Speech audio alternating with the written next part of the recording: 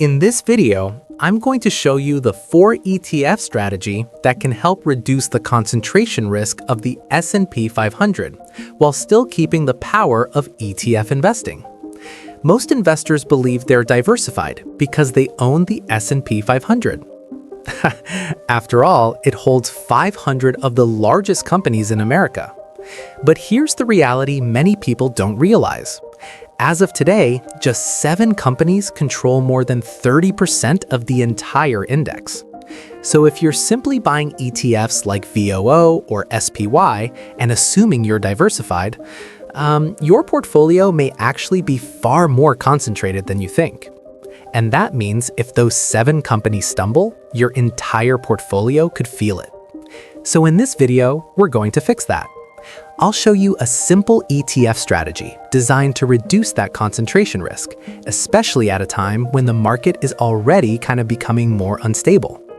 And for viewers watching from London, Toronto, Sydney, or anywhere outside the US, I'll also show the equivalent tickers available in your markets. Let's start with the first ETF that immediately reduces the Magnificent 7 concentration problem. The first ETF is RSP, the Invesco S&P 500 Equal Weight ETF. RSP was launched in 2003, and it tracks the S&P 500 Equal Weight Index. Now here's the problem with the traditional S&P 500. ETFs like VOO or SPY use market cap weighting. That means the biggest companies receive the biggest portion of your money. For example, Microsoft alone can represent around 6-7% of the index, while companies like Coca-Cola may represent less than 1%. So even though the index contains 500 companies, a small group of mega-cap stocks drives a large portion of the performance. RSP solves that problem. Instead of weighting companies based on size, every company in the S&P 500 receives roughly the same allocation, about 0.2% each. That means companies like Caterpillar, Costco, Accenture, Johnson & Johnson carry the same influence in the portfolio as companies like Apple or Microsoft. The ETF currently holds about 500 companies, just like the S&P 500. The expense ratio is about 0.20%, which is slightly higher than VOO, but still relatively low for a specialized ETF. And historically, the strategy has performed very well. Over the last 10 years, RSP has delivered roughly 12-13% annualized returns, which is very competitive with the traditional S&P 500, while spreading risk more evenly across companies. So when you invest in RSP, you're not relying on just a few mega-cap tech companies. You're investing more broadly across the entire US economy. Now, if you're outside the United States, here are similar ETFs that follow the equal weight strategy. UK-Europe. EWSP, Invesco S&P 500 Equal Weight UCITS ETF. Expense ratio about 0.20%. This ETF tracks the same equal weight index structure as RSP, but is designed for European exchanges. Canada. RSP can actually be purchased directly by many Canadian investors, but another alternative is ZUE. BMO S&P 500 Hedge to CAD ETF. Expense ratio about 0.09%. While ZUE is not equal weight, it gives currency-hedged S&P 500 exposure for Canadian investors. So RSP helps solve the first concentration problem: too much influence from the Magnificent 7. But many investors have another concentration risk they don't realize, and that's being too dependent on one country. So the second ETF solves a different problem entirely. Now, the second problem many investors face is something called home country bias. Many portfolios are almost 100% invested in the United States. That might feel safe, but it also means your wealth depends heavily on one economy, one currency, and one central bank. So the second ETF helps solve that problem. That ETF is VXUS, the Vanguard Total International Stock ETF. VXUS launched in January 2011, and it tracks the FTSE Global All-Cap ex-US Index. In simple terms, it gives you exposure to the entire world outside the United States. Today, VXUS holds over 7,500 companies across more than 40 countries. These include companies across Europe, Japan, Canada, Australia, emerging markets like Taiwan, India, and Brazil. Some of the largest companies inside the ETF include global giants such as TSMC in Taiwan, ASML in the Netherlands, Samsung in South Korea, Nestle in Switzerland. These companies are critical parts of the global economy. For example, companies like TSMC and ASML are essential to the semiconductor supply chain, which means even the US tech giants rely on them. Now, another important detail investors should know is cost. VXUS has a very low expense ratio of about 0.07%, which is typical of Vanguard's low-cost ETF structure. And historically, international markets have delivered around 7 to 9% annualized returns over the past decade, depending on the exact time frame and currency fluctuations. That may appear slightly lower than recent US returns, but the purpose of VXUS is diversification, not replacing the US market. Because global markets often move in different cycles, adding international exposure can reduce overall portfolio risk. And importantly, VXUS has zero exposure to the Magnificent Seven, which further reduces concentration risk. If you're investing outside the United States, there are similar ETFs available in other markets. In the UK or Europe, VXUS equivalent is VWRL, Vanguard FTSE All-World UCITF. Expense ratio, about 0.22%. VWRD, Vanguard FTSE All-World UCITF. Expense ratio, about 0.22%. These ETFs provide exposure to global markets, including both US and international companies, and they are widely available across European exchanges. In Canada, VXC, Vanguard FTSE Global All-Cap ex-Canada ETF. Expense ratio, about 0.06%. This ETF provides global exposure outside Canada and is commonly used by Canadian investors to diversify internationally. While in Australia, VGS, Vanguard MSCI International Shares ETF. Expense ratio, about 0.18%. VGS tracks developed markets outside Australia and is one of the most widely used global diversification ETFs on the ASX. So VXUS solves the second major concentration problem: too much dependence on one country and one economy. But diversification isn't just about geography. It's also about the type of companies inside your portfolio. And that's where the third ETF comes in. Now, let's talk about something every portfolio eventually needs: stability. Because if the market becomes volatile, especially when tech valuations get stretched, you want companies that are not just growing, but actually generating cash and paying dividends. That's where the third ETF comes in: SCHD, the Schwab US Dividend Equity ETF. SCHD launched in October 2011, and it tracks the Dow Jones US Dividend 100 Index. Instead of buying companies based on hype or momentum, SCHD selects companies based on factors like strong cash flow, consistent dividend payments, high return on equity, and overall financial strength.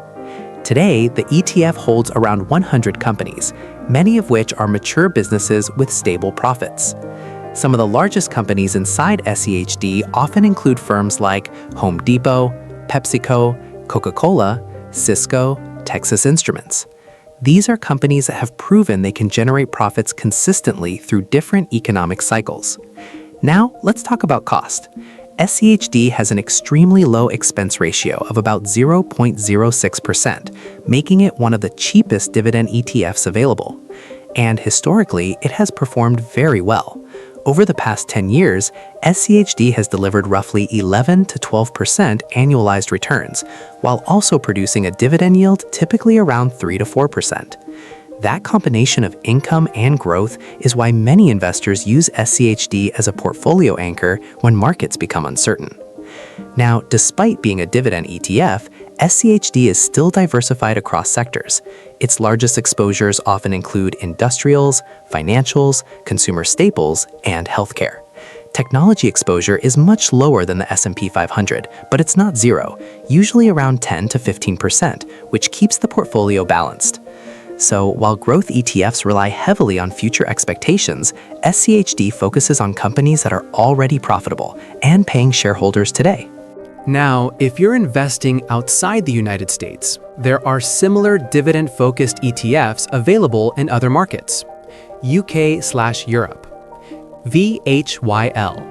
Vanguard FTSE All-World High Dividend Yield UCITS ETF. Expense ratio, about 0.29%. This ETF focuses on high dividend companies globally, offering income exposure across developed and emerging markets. VDY. Vanguard Canadian High Dividend Yield ETF. Expense ratio, about 0.22%. VDY focuses on dividend-paying Canadian companies, especially in sectors like banks, energy, and financial services. Australia. VHY. Vanguard Australian Shares High Yield ETF. Expense ratio, about 0.25%. This ETF provides exposure to high dividend companies in the Australian market, which is known for its strong dividend culture. So SCHD solves the third problem, not just diversification, but income and stability. But there's still one more piece missing from the strategy, because while stability is important, you still want exposure to the industries driving the future of the global economy, and that's where the final ETF comes in. Now, you might be wondering something. Wait, didn't we just say big tech concentration is a problem? Yes. But there's an important difference between owning the tech giants themselves and owning the infrastructure that powers the entire technology ecosystem. And that's where the final ETF comes in. SMH, the VanEck Semiconductor ETF. SMH was launched in December 2011, and it tracks the MVIS US-listed Semiconductor 25 Index. Instead of focusing on social media platforms or software companies, SMH invests in the companies that build the chips powering modern technology. Today, the ETF holds roughly 25 semiconductor companies, including some of the most important players in the global technology supply chain. Some of the largest holdings typically include companies like NVIDIA, Taiwan Semiconductor Manufacturing Company, TSMC, ASML, Broadcom. These companies manufacture or design the chips that power artificial intelligence, cloud computing, data centers, electric vehicles, smart devices. In other words, while companies like Apple or Microsoft sell the products, semiconductor companies provide the infrastructure that makes those products possible. Now, let's talk about cost. SMH has an expense ratio of about 0.35%, which is higher than broad market ETFs, but typical for a specialized sector ETF. And historically, the semiconductor sector has delivered very strong growth. Over the past 10 years, semiconductor ETFs like SMH have produced roughly 18 to 20% annualized returns, driven largely by the explosion in demand for computing power and AI infrastructure. But because it's a sector ETF, SMH is best used as a smaller satellite position inside a diversified portfolio. That way, your portfolio still benefits from the long-term growth of the semiconductor industry without taking on too much sector concentration. For viewers outside the United States, there are similar semiconductor ETFs available. In the UK of Europe, SMGB, VanEck Semiconductor UCITF ETF. Expense ratio, about 0.35%. This ETF tracks a similar semiconductor index and is available across several European exchanges. In Canada, CHPS, Horizons Global Semiconductor Index ETF. Expense ratio, about 0.40%. This ETF provides Canadian investors with global semiconductor exposure. And in Australia, SEMI, Global X Semiconductor ETF. Expense ratio, about 0.57%. SEMI gives investors access to leading semiconductor companies worldwide through the Australian market. Now, here's how these ETFs might fit together. And I'll show you two versions, one with S&P 500, VOO, and one without it. For investors in their 20s, 45% VOO, 20% RSP, 20% VXUS, 15% SMH, or 40% RSP, 30% VXUS, 30% SMH. Young investors have time, so they may prefer higher growth exposure and less reliance on megacap weighting. Investors in their 40s and 50s, 35% VOO, 20% RSP, 20% SCHD, 15% VXUS, 10% SMH. Or 30% RSP, 30% SCHD, 25% VXUS, 15% SMH.